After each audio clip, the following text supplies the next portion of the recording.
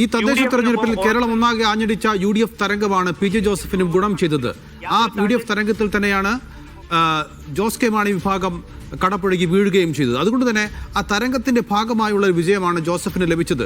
ഒരുപാട് തെരഞ്ഞെടുപ്പുകളുടെ അനുഭവ സമ്പത്തുള്ള PJ ജോസഫ് ഇനി വരാനിരിക്കുന്ന നിയമസഭാ തെരഞ്ഞെടുപ്പിൽ വിജയിക്കണമെങ്കിൽ കൂടുതൽ കക്ഷികളെ മുന്നണിയിലേക്ക് എടുക്കുന്നത് പ്രത്യേകിച്ചും മധ്യ കേരളത്തിൽ ഗുണം ചെയ്യുമെന്നല്ലേ മനസ്സിലാക്കേണ്ടത്.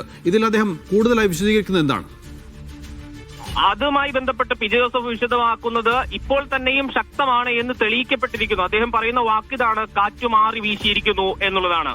ഇടതുപക്ഷത്തിന് അനുകൂലമായ കാറ്റ് മാറുന്നു, എതിർവശത്തേക്ക് കാറ്റ് വീശിയിരിക്കുന്നു. ആ കാറ്റ് തുടരുക തന്നെ ചെയ്യും. ഇനി മുന്നോട്ട് പോകണമെങ്കിൽ നിയമസഭാ തെരഞ്ഞെടുപ്പിൽ വലിയ നേട്ടം ഉണ്ടാക്കണമെന്നുണ്ടെങ്കിൽ ഒറ്റക്കെട്ടായി ചില്ലറ അഭിപ്രായ വ്യത്യാസങ്ങൾ മാറ്റി നിർത്തി ഒരുമിച്ച് നിൽക്കുകയാണ് വേണ്ടത്. അന്ന് വെച്ചാൽ കോൺഗ്രസ് നേതാക്കൾക്ക് കൂടിയുള്ള ഒരു മുന്നറിയിപ്പ് കൂടിയാണ് എന്നുള്ളതാണ്. ഐക്യമാണ് പ്രധാനം എന്ന സന്ദേശമാണ് PJ ജോസഫ് നൽകുന്നത്. അത് തന്നെയായിരുന്നു ഈ തദ്ദേശ തെരഞ്ഞെടുപ്പിന്റെ പ്രചരണങ്ങളുടെ ആദ്യഘട്ടത്തിൽ തൊടുപുഴയിൽ ചേർന്ന വലിയ സംഗമത്തിൽ പ്രതിപക്ഷ നേതാവ് VD സതീശിനെയും മുൻ പ്രതിപക്ഷ നേതാവ് രമേശ് ചെന്നിത്തലയും അടൂർ പ്രകാശിനെയും സണ്ണി ജോസഫിനെയും 4 പേരെയും ഒരുമിച്ച് നിർത്തിക്കൊണ്ട് ഞങ്ങളെല്ലാവരും ഒരുമിച്ചാണ്, ഈ ഐക്യത്തിന്റെ സന്ദേശമാണ് കേരളമാകെ മുന്നോട്ട് പോകേണ്ടത് എന്ന് PJ ജോസഫ് പറയുന്നു. ഈ ഇരുവിഭാഗവും ഒരു മുന്നണിയിൽ ഒന്നിച്ചിരിക്കാൻ പറ്റാത്ത വിധം അവർ ആശയപരമായും അതോടൊപ്പം തന്നെ വ്യക്തിപരമായും ഒക്കെ അത്രത്തോളം അകന്നിട്ടുണ്ടോ?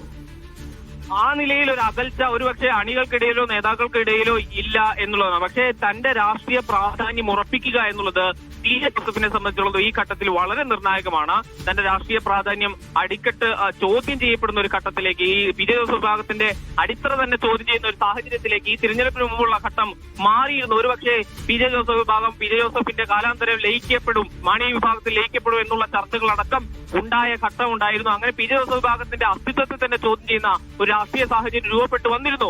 അത് കീഴ്മേൽ മറിഞ്ഞതിന്റെ ഒരു ആത്മവിശ്വാസം കൂടിയാണ് PJ ജോസഫ് പ്രകടിപ്പിക്കുന്നത്. തന്റെ ശക്തി, തന്റെ അസ്തിത്വം കൂടി നിലനിർത്തുക എന്നുള്ള ഉദ്ദേശം കൂടി ഈ കർശനമായ നിലപാട് സ്വീകരിക്കുന്നതിന്റെ പിന്നിലുണ്ട് എന്ന് നമുക്ക് മനസ്സിലാക്കാൻ കഴിയും. നൗഫൽ.